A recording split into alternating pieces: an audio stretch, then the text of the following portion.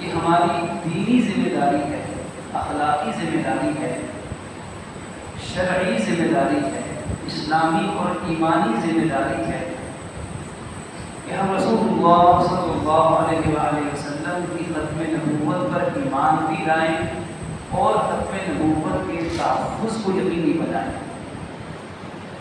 آپ کی عزت اور ناموس رسالت موضوع رکھا گیا تھا، تو ناموس کے معنی عزت کے، احترام کے، تو ناموس رسالت اور ناموس ختم نبوت،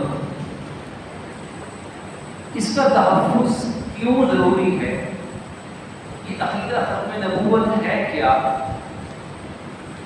قرآن مجید میں اس کے بارے میں احکامات ہیں؟ آج کسی پڑھے لکھے اچھے تعلیم یافتہ نوجوان سے اگر کوئی ختم نبوت کا منکر کھڑا ہو کر یہ سوال پوچھے کہ بتاؤ تم نے 15-20 سال دنیا کے جدید ترین تعلیمی اداروں میں علم حاصل کیا ہے، بتاؤ قرآن میں کہاں ہے کہ رسول اللہ آخری نبی ہے؟ تو بحیثیت مسلمان تعلیم یافتہ ہونے کی ذمہ داری بنے گی نا کہ وہ جواب دے۔ اور اگر تعلیم یافتہ نہ بھی ہو، کلمہ پڑھنے والا ہو صرف، تو اس کلمہ پڑھنے والے مسلمان کو بھی تو یہ پتہ ہونا چاہیے کہ میرے نبی کے بارے میں، ختم نبوت کے بارے میں قرآن کیا کہتا ہے، کون سی آیت ہے، کہاں موجود ہے، کون سی حدیث ہے، کہاں کس کتاب میں ہے۔ اور 1450 سال کے قریب عرصہ گزرا، امت مسلمہ کیوں اس عقیدے کو مانتی چلی آ رہی ہے، اور پھر اس کی حفاظت کیوں ضروری ہے؟ دور نبوی میں اس کی حفاظت کیسے ہوئی، دور صحابہ کرام میں اس کی حفاظت کیسے ہوئی، پھر ان کے بعد کے زمانوں میں اس ختم نبوت کے عقیدے کی حفاظت کیسے ہوتی رہی، اور پھر ہم جس خطے زمین پر اس وطن عزیز پاکستان میں موجود ہیں، آج تک اس میں اس کی حفاظت اور تحفظ کے لیے ہم نے کیا کیا ہے۔ پروردگار عالم اپنی رحمت سے ہمیں اس دین کے شعبے کی خدمت کے لیے قبول فرمائے۔ یہ کوئی عام کام نہیں، ناموس رسالت کی حفاظت کی محنت، ختم نبوت کے تحفظ کی محنت، یہ کوئی عام محنت نہیں۔ دین کے سارے شعبے، دین کا ہر کام اللہ تعالیٰ کے ہاں بڑا محبوب ہے کیونکہ دین کا کام ہے، لیکن ان دین کے کاموں میں سے ختم نبوت کا تحفظ اور خاص طور پر رسول اکرم صلی اللہ علیہ وسلم کی ذات مقابرکات کی ناموس کا تحفظ، یہ دیکھا جائے تو دین کے تمام کاموں کی بنیاد ہے۔ ہم اس بات کو آگے چلانے سے پہلے میں آپ کے سامنے تھوڑا سا اس انسانی تاریخ کو تھوڑا سا بیان کروں گا، ایک تمہیدی اشارہ جاتی طور پر قرآن مجید کی روشنی میں، انسانی عقل کی روشنی میں۔ سب سے پہلے آپ دیکھیں تو اللہ رب العزت نے جب انسان کو دنیا میں بھیجا، حضرت آدم علیہ السلام تشریف لائے، حضرت حوا تشریف لائے، تو ساتھ ہی اللہ رب العزت نے قرآن مجید میں ایک وعدہ فرمایا تھا، یا بنی آدم اما یأتینکم منی ھدی۔ کیا ترجمہ اس آیت کا؟ اے اولاد آدم، اب ہماری طرف سے تمہیں ہدایت کا پیغام ملتا رہے گا۔ اب وہ ہدایت کا پیغام اللہ تعالیٰ نے کیسے دیا؟ ہم جانتے ہیں کہ کم و بیش 1,24,000 کم و بیش انبیاء اور رسول دنیا میں تشریف لائے۔ حضرت آدم علیہ السلام ان میں سے پہلے نبی رسول تھے، ان کے بعد پھر انبیاء تشریف لائے ان کی اولاد میں سے۔ اب حضرت آدم علیہ السلام سے جو نبوت کا، رسالت کا سلسلہ شروع ہوا، ہر نبی دنیا میں آتا اور اپنے قوم کو اللہ کا پیغام سناتا۔ وہ پیغام کبھی کتاب کی صورت میں، کبھی صحیفے کی صورت میں وحی بن کر نبی پر نازل کیا جاتا، اور نبی اپنے قوم کو خوشخبریاں سناتا کہ دیکھو یہ کام کرو گے تو اس کا یہ اچھا بدلہ ملے گا، اور یہ کام کرو گے یہ برا ہے تو اس کا یہ برا بدلہ تمہیں ملے گا۔ بشارت بھی سناتے اور وعید سے ڈراتے، ہر نبی نے یہ کام کیا۔ پھر سننے والوں میں دو گروہ بن جاتے ہیں. کچھ گروہ وہ ہوتے جو نبی کی بات کو مان لیتے, ایمان لاتے اور عمل شروع کر دیتے, انہیں مسلمان اور مومنین کہتے ہیں. اور کچھ وہ ہوتے جو انکار کرتے اور مقابلے پر آ جاتے, دشمن بن جاتے, پتھر برساتے, تانے دیتے, جملے کستے, راہ میں روڑے اٹکاتے, فضول گھٹیا غیر شریفانہ الزامات تک عائد کرنے کی کوشش کرتے. ہر سازش, ہر مکر و فریب ان سے نکلتا, ان پہ ختم ہوتا. جو دوسرا طبقہ تھا یہ انبیاء کرام اور نبوت کا منکر طبقہ تھا. یہ نبوت اور رسالت کا انکار کرتا تھا. یہ طبقہ کہتا تھا کہ ہم وہ کریں گے جو ہمارا نفس کہتا ہے, جو ہمارے جی میں آتا ہے, جو ہماری خواہش نفس کہتی ہے, اور ہم وہ نہیں کریں گے جو نبی کہتا ہے. اور وہ یہ کہتے تھے کہ یہ جو نبی ہمیں تعلیمات دیتا ہے یہ کیوں دیتا ہے؟ یہ جو مال ہم نے کمایا, نبی نے کہا زکوٰۃ دو, صدقہ کرو, حلال پہ خرچ کرو, حرام پہ مت خرچ کرو, حلال کماؤ, حرام مت کماؤ, شرک مت کرو, فلاں کام مت کرو, گناہ مت کرو, جھوٹ مت بولو, رشوت مت دو, شراب مت پیو, جوا مت کھیلو وغیرہ. یہ نبی ہمیں کیوں کہتا ہے؟ ہم خود اپنی عقل سے جس کو ٹھیک, ہمارا مال ہماری مرضی, ہمارا جسم ہماری مرضی, ہمارا معاشرہ, ہمارا گھر ہماری مرضی. تو انسانی معاشروں میں قرآن بتاتا ہے کہ ایسے لوگ نبی کے نبوت کا انکار کرتے رہے اور نبی کے مقابلے پر آتے رہے. اور یہ آج تک ایسا ہی ہے. آج بھی کفر اور اسلام میں یہی فرق ہے کہ اہل اسلام کہتے ہیں ہماری مرضی نہیں, ہمارے رب اور ہمارے نبی کی مرضی ہے, اور اہل کفر کہتے ہیں کہ نہیں ہماری مرضی ہے. قرآن کہتا ہے کہ ہر قوم میں سے بڑے بڑے مالدار, سرمایہ دار, سردار وہ نبی کے مقابلے میں آ جاتے تھے. تو پھر انجام کیا ہوتا ہے؟ قرآن پاک بہت سارے سینکڑوں مقامات میں بتاتا ہے کہ انجام کیا ہوتا تھا کہ ماننے والے بچ جاتے تھے اور نبی کا مذاق اڑانے والے, نبی پہ جملے کسنے والے, نبوت کو کھیل سمجھنے والے اور نبی کی توہین کرنے والے, ایسے جتنے لوگ آتے تھے ان پر اللہ تعالیٰ کا سخت عذاب نازل ہوتا تھا. وہ عذاب کبھی پتھر برستے تھے, کبھی آگ برستی تھی, کبھی سیلاب آتے تھے, کبھی زلزلے آتے تھے, کبھی فرشتے کی چیخ, فرشتہ آیا اس نے چیخ ماری تو دل پھٹتے رہتے, کبھی ان پر بہت ساری مسلط ہو گئی, کبھی ان میں وبائی بیماریاں پھیل گئی, طاعون کی بیماری پھیلی تو لاکھوں بنی اسرائیل مارے گئے, کبھی ان پر مینڈکوں کا عذاب آ گیا کہ ہر چیز میں مینڈک اچھلتے پھرتے تھے, کبھی خون کا عذاب آیا کہ پانی خون بن جاتا تھا, کبھی ٹیڑھے دل کا عذاب ان پر آ گیا, کبھی کوئی جابر بادشاہ ان پہ مسلط کر دیا گیا, کبھی آپس میں پھوٹ پڑ گئی, آپس میں لڑنے مارنے لگ گئے. تو یہ کبھی ان کے چہرے مسخ کر دیے گئے, بندر خنزیر اصحاب السبت کو بنا دیا گیا, کبھی ان کی معیشت کو تنگ کر دیا گیا, معیشت تنگ ہو گئی, زندگی میں گزارا مشکل ہو گیا, بے سکونی ہو گئی, نفسیاتی بیماریاں ان میں پیدا ہو گئی, باہمی جھگڑے شروع ہو گئے, گھروں کے اندر ناچاکیاں پیدا ہو گئی.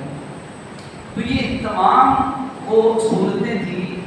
یہ عذاب قرآن بتاتا ہے کہ کس وجہ سے آتا تھا کہ ان قوموں, ان لوگوں, ان طبقات پر کہ جو نبی کی توہین کرتے تھے, نبی کا مذاق اڑاتے تھے, نبی کی باتوں کو, دین کی باتوں کو کھیل تماشا بنا لیتے تھے اور نبی کا انکار کرتے تھے. یہ صرف ہمارے نبی پاک صلی اللہ علیہ وسلم کے ساتھ یہ چیز مخصوص نہیں ہے.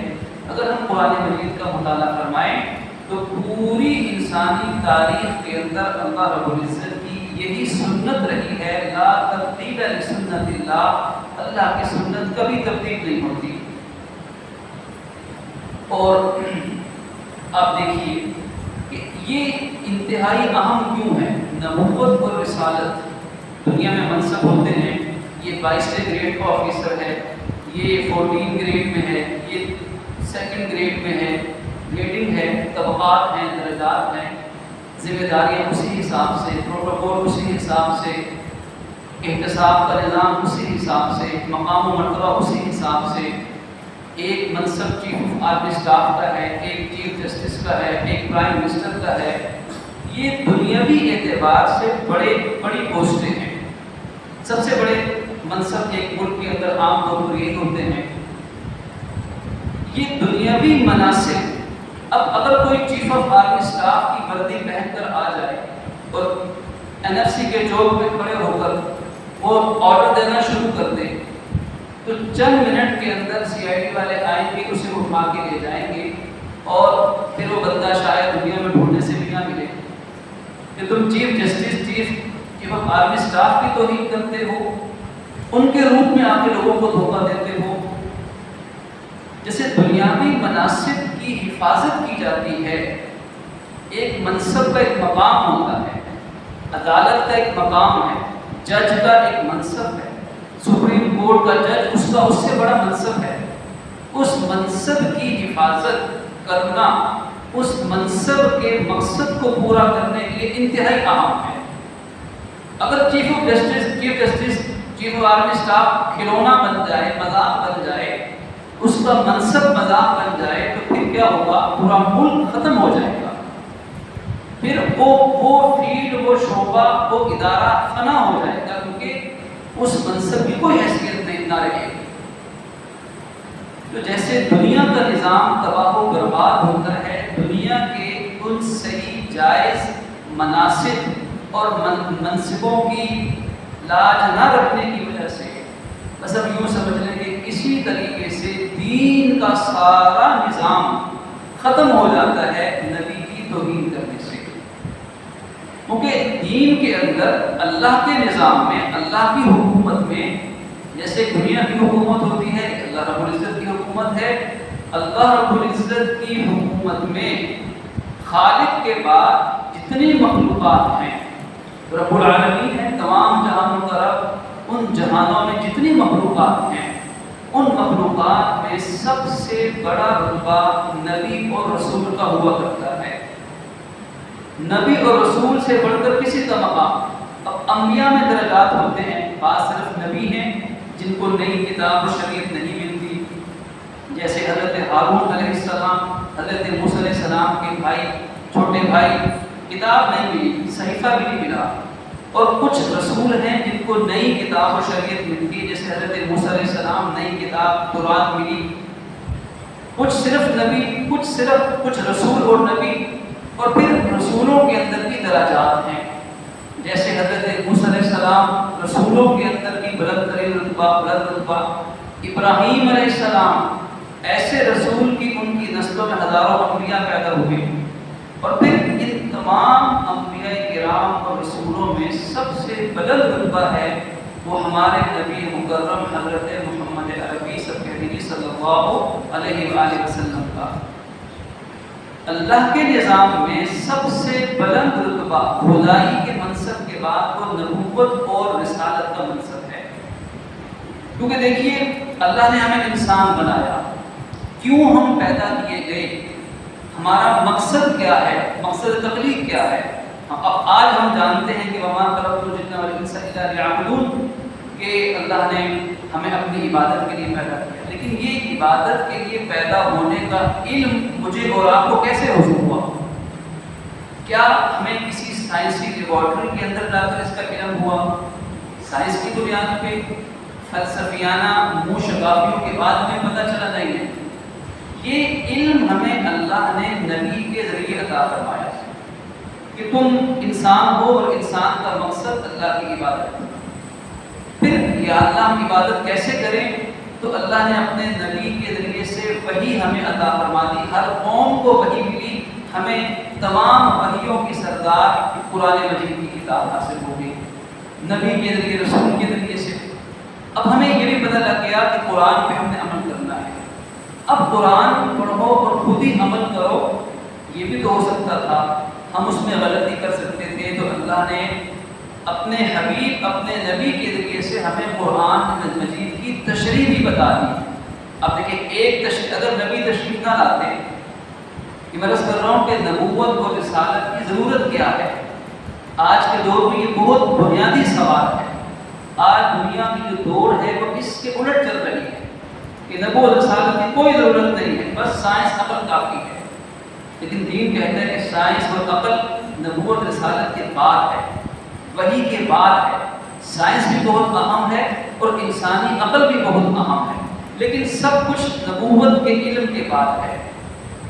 تو نبی نے آ کے تشریح کی. دیکھو قرآن کی اس آیت کا یہ مطلب ہے. اگر نبی تشریح نہ کرتا تو 1.5 ارب مسلمان ہر بندہ اپنے مطلب کی قرآن کی تشریح شروع کر دیتا کہ میرا یہ مطلب ہے، میں یہ سمجھا ہوں، تو امت نہ رہتی، دین نہ رہتا. ان نبوت کی ضرورت ہے کہ نبی ہمیں تشریح کر کے بتائیں کہ قرآن کا مطلب، وحی کا مطلب کیا ہے. پھر خالی تشریح کافی نہیں ہوتی. ہمارے بچے کالج یونیورسٹی میں پڑھتے ہیں تو کیا وہاں پر باقاعدہ پریکٹیکلز کیے جاتے ہیں. 9-10 سے بلکہ اس سے پہلے ہی پریکٹیکل، ان کے ایگزام باقاعدہ پریکٹیکل کے ایگزام نمبر شامل ہوتے ہیں امتحانوں کے اندر. کیوں؟ کہ اس پریکٹیکل کے ذریعے سے بتایا جاتا ہے کہ جو آپ نے کتاب میں پڑھا آپ کو عملاً ایسے ہے.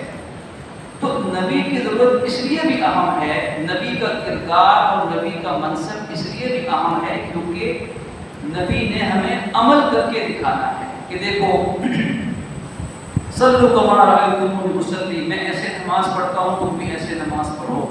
میں ایسے حج کرتا ہوں تم بھی خذوا عنی مناسککم، مجھ سے حج کے طریقہ کار کو سیکھ لو. اللہ کے نبی فرماتے نماز کا پورا طریقہ، زکوٰۃ کا، روزے کا، حج کا، صدقہ خیرات کا، نبی نے اپنے زندگی میں پورا نظام زندگی عمل کر کے دکھایا. لقد کان لکم فی رسول اللہ اسوۃ حسنہ.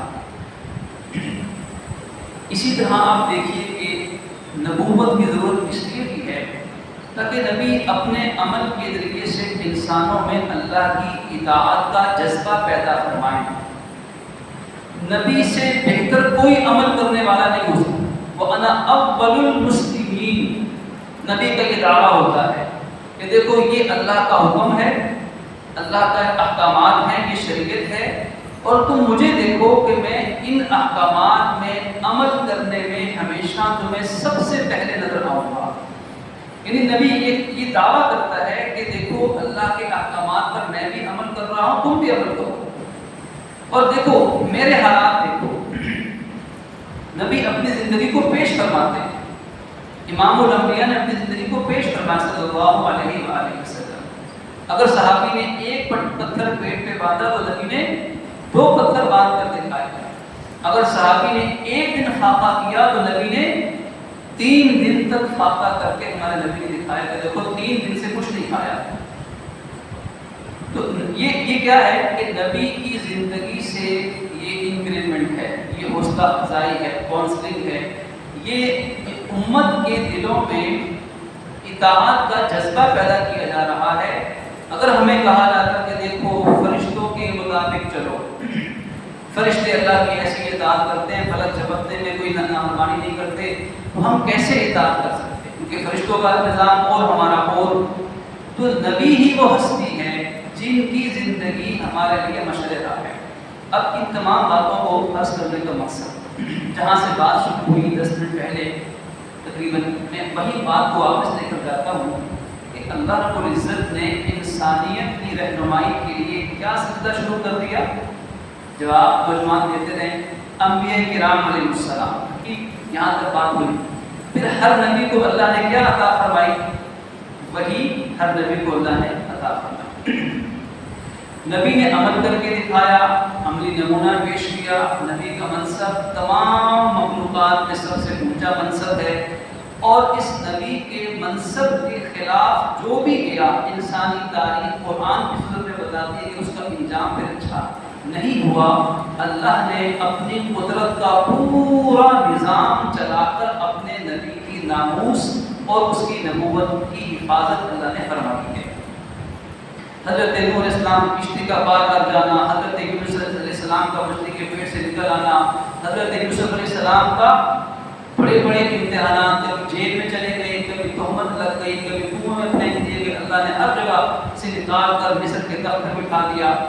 حضرت ابراہیم علیہ السلام اللہ نے بڑے بڑے امتحانات میں ڈالا، شہر بدر، ملک بدر، علاقہ چھوٹا، نارے نمرود کی آگ میں پھینکے گئے، بچے کے گلے پہ چھری چنچنانی پڑی، بچوں کو بے آب ہو گیا، مکے کے اندر چھوڑنا پڑا، سارے امتحانات اللہ نے ہر جگہ اپنے خلیل کی حفاظت فرمائی، کامیاب فرمائی۔ اسی طرح سب سے بڑھ کر ہمارے نبی مکرم صلی اللہ علیہ وسلم، آپ کی مکی زندگی دیکھیے، اس سے پہلے کے حالات واقعات پڑھیے، ہجرت کی رات میں آپ کا سفر کیسے ہوا، غار ثور میں آپ نے کیسے قیام کیا، پھر وہاں سے چلے مدینہ پہنچے، وہاں اللہ نے کیسے کیسے حفاظت۔ 23 سال نبوت کے بعد تو خاص طور پر ایک قدم پر اللہ تعالیٰ کی مدد، نصرت، حمایت آپ کے شامل حال رہی، کیونکہ آپ امام الانبیاء تھے، اور آپ کے مقابلے میں جو آیا اللہ نے، اگر اس نے توبہ نہیں کی تو اس کا انجام اللہ نے عبرتناک بنا دیا۔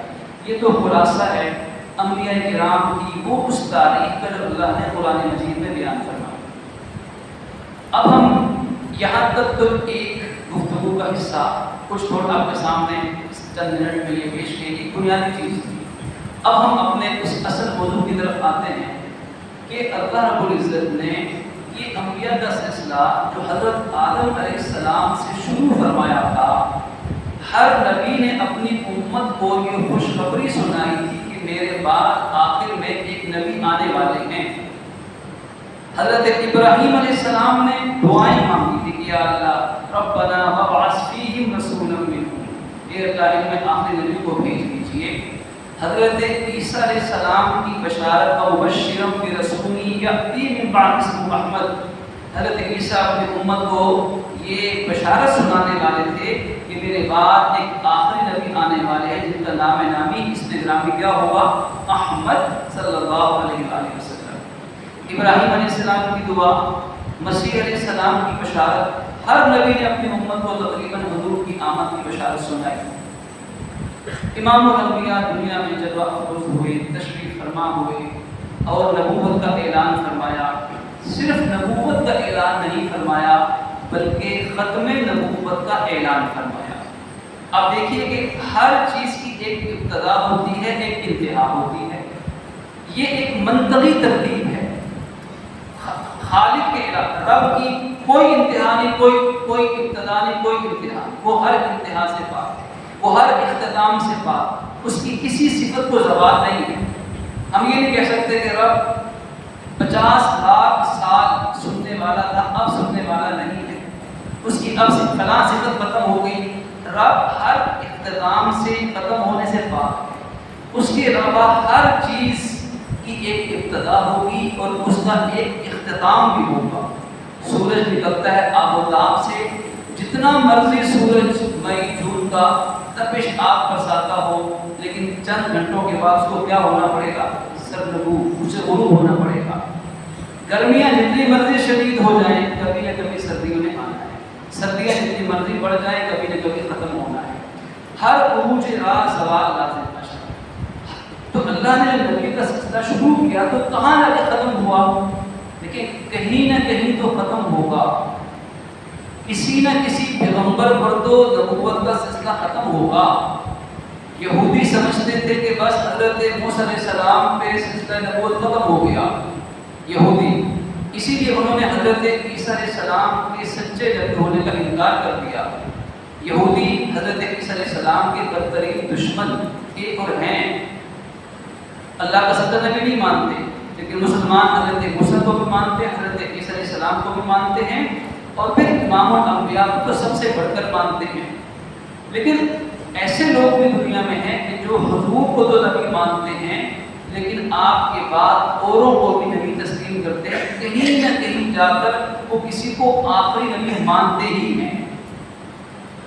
یعنی عرض کرنے کا مقصد دوسرے الفاظ میں یہ ہے کہ تقریباً ہر بندے کو ختم نبوت کو ماننا ہی پڑتا ہے، ہر بندے کو کہیں نہ کہیں جا کر فل سٹاپ لگانا پڑے گا۔ لیکن اب آخری نبی کون ہے؟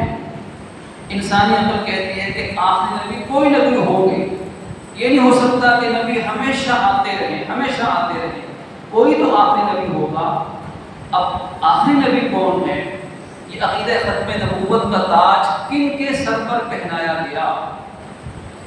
اس میں الحمدللہ حضرت ابو بکر صدیق رضی اللہ تعالی عنہ سے لے کر آج تک پوری امت مسلمہ، تو انشاءاللہ قیامت تک پوری امت مسلمہ کا اس بات پر اتفاق ہے کہ اللہ کے آخری نبی حضرت محمد عربی ہیں صلی اللہ علیہ وسلم، اور یہ اس عقیدے کا نام عقیدہ ختم نبوت ہے۔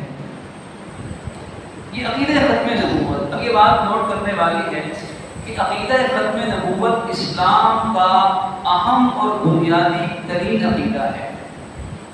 اسلام کے 5 بنیادی عقائد تو قرآن کی آیت نمبر 177 سورۃ البقرہ کے اندر بیان ہوئے، وَلَٰكِنَّ الْبِرَّ مَنْ آمَنَ بِاللَّهِ وَالْيَوْمِ الْآخِرِ وَالْمَلَائِكَةِ وَالْكِتَابِ وَالنَّبِيِّينَ، اور اصل نیکی تو جو ایمان لائے اللہ پر، قیامت پر، فرشتوں پر، کتابوں پر اور تمام نبیوں پر۔ یہ 5 بنیادی عقائد جنہیں ایمانیات خمسہ کہا جاتا ہے یا 6 ایمانیات، اس میں تقدیر کو بھی شامل کر لیں جو عقیدہ توحید کے اندر ہی ضمن شامل ہے، جس کا ذکر احادیث کے اندر بھی ہے، قرآن میں بھی ہے۔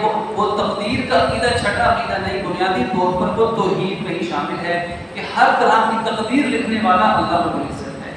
ان 5 بنیادی عقائد کی بنیاد، اب غور فرمائیے گا، اسلام کے یہ 5 بنیادی عقائد، ایک کا انکار کفر ہے۔ ان 5 بنیادی عقائد قیامت تک ہمیں اسی طرح ماننے ہیں جیسے حضور نے بیان فرمایا، ان میں ہم کوئی کمی بیشی، رتی برابر، ذرہ برابر بھی کمی بیشی نہیں کر سکتے۔ ان 5 عقیدوں کو یا 6 کو ہم اسی طرح کیوں مانتے ہیں؟ کیونکہ ہمارا ایمان ہے کہ حضور کے بعد قیامت تک کوئی نیا نبی پیدا نہیں ہوگا۔ اگر خدا نہ خواستہ العیاذ باللہ، نقل کفر نہ باشد، اگر حضور کے بعد کوئی نیا نبی بھی آ سکتا ہوتا تو پھر نیا نبی آ کر ہو سکتا کہ ان 5 عقیدوں میں سے ایک کو نکال دیتا، یا 6، 5، 7 کو 8 کو شامل کر دیتا۔ یعنی ان 5 عقائد کی بنیاد عقیدہ ختم نبوت پر قائم ہے۔ یہ 5 عقائد کتنے اہم ہیں، ان 5 عقیدوں کا باقی رہنا بھی عقیدہ ختم نبوت کی بنا پر ہے۔ اب یہ عقیدہ ختم نبوت ثابت کہاں سے ہے؟ کیا بس ہم محبت میں، ہم حضور کے عاشق ہیں، ہم نہیں مانتے آپ کے علاوہ کسی کو؟ کیا ہمارا ختم نبوت پر اندھا اعتماد ہے؟ نہیں، ہمارا اندھا اعتماد ہے، لیکن اس اندھے اعتماد کے پیچھے قرآن و حدیث کے دلائل ہیں۔ اب یہ بات نوٹ کرنے والی ہے، قرآن مجید کی 100 آیات قرآن مجید کی ایسی ہیں جو عقیدہ ختم نبوت کو بہت واضح طور پر ثابت کرتی ہیں۔ 100 آیات، اور ایک بندہ مومن کے لیے، پڑھے لکھے نوجوان بیٹھے ہیں، اتنا ہم سمجھ سکتے ہیں کہ جو بات قرآن مجید میں ایک دفعہ بھی فرما دی جائے تو اس پر ایمان لانا لازم ہے، اس کا انکار کرنا کفر ہے۔ ایک دفعہ نہیں، 100 دفعہ اللہ 2 دفعہ کہتا کہ میرے حبیب کے آخری نبی ہیں، 3 دفعہ کہتا کہ میرے نبی آخری نبی ہیں، 4 دفعہ کہتا کہ میرے رسول آخری رسول ہیں۔ تو جتنی تعداد بڑھتی جائے گی ہم سمجھ سکتے ہیں، کامن سینس ہے کہ اس کی اہمیت اتنی بڑھتی چلی جائے گی۔ ماں باپ اپنے بچے کو کسی کام کہتے ہیں، میں نے 100 دفعہ یہ بات کہی ہے، جملے ہم نے بھی سنے اپنے ماں باپ سے ڈانٹ کے وقت میں، استاد کہتا ہے 20 دفعہ تمہیں یہ سوال سمجھایا ہے، پھر تمہیں سمجھ 20 دفعہ، حالانکہ چاہے اس نے 10 دفعہ سمجھایا، لیکن یہ جملہ ہے کہ 100 دفعہ تمہیں بات کہیں سمجھ نہیں آتی۔ 100 دفعہ کا مطلب ہے کہ کئی دفعہ کہیں، یعنی بار بار کہیں تھی، اتنی عام بات تھی کہ گویا 100